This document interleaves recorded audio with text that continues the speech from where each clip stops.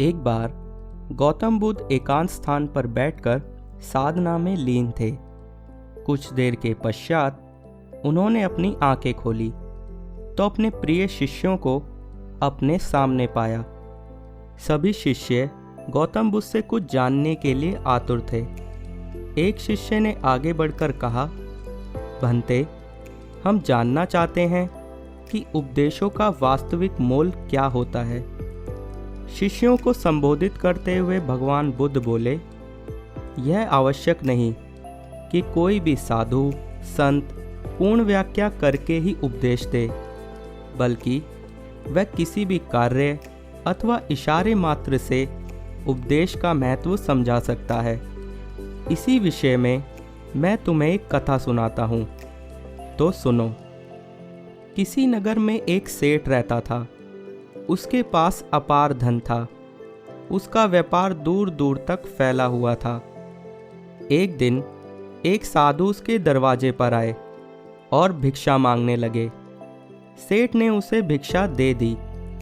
भिक्षा लेकर जब साधु जाने लगे तो सेठ ने उसे रोककर कहा, महाराज, मुझे कुछ उपदेश तो देते जाइए। साधु ने उसकी ओर देखा और बोला, हफ्ते भर बाद आज ही के दिन मैं फिर आऊँगा, तब तुम्हें कुछ उपदेश दूंगा। अपने वादे के अनुसार अगले हफ्ते साधु फिर आए। सेठ तो उनकी प्रतीक्षा ही कर रहे थे। सेठ ने साधु को देने के लिए तरह तरह के पकवान तैयार करवा रखे थे। साधु ने उसके आगे अपना कमंडल कर दिया, लेकिन सेठ जैसे ही उसमें कुछ पकवान डालने को हुआ, उसने अपना हाथ वहीं की वहीं रोक लिया और बोला, स्वामी जी, इसमें तो कूड़ा है। साधु ने कहा, तो?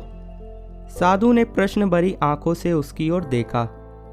सेठ ने कहा, पहले इसे साफ कर दीजिए। साधु ने उसे झाड़कर पोंछ दिया। सेठ ने उसमें खाने की चीजें डाल दी। भिक्षा लेकर साधु जाने लगे तो सेठ ने कहा, महाराज, आप तो जा रहे हैं, क्या आप भूल गए कि आज आपने मुझे उपदेश देने का वचन दिया था? साधु बोला, अरे, क्या तुम्हें उपदेश नहीं मिला? तो सुनो, मेरे कमंडल में जब गंदगी थी तो तुमने उसमें खाने की चीज़ें नहीं डाली, उसे साफ कर लिया, उसके बाद उसमें पकवान डाले। इसी तरह तुम्हारे अंदर काम, क्रोध, मोह, लोभ आदि न जाने कितनी ही बुराइयां भरी पड़ी हैं। पहले उन्हें साफ करो, तब कुछ पा सकोगे।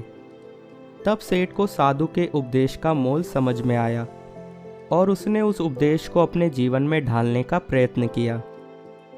दोस्तों, इस कहानी से हमें सीखने को मिलता है, जब तक हम अपने अंदर की बुराइयों को ख़त्म नहीं करेंगे, तब तक हमारे अंदर अच्छी चीज़ें नहीं समाएंगी।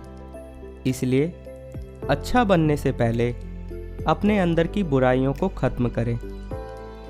उम्मीद करता हूँ आपको कहानी पसंद आई होगी। मिलूँगा आपसे एक और प्रेरणादायक कहानी के साथ।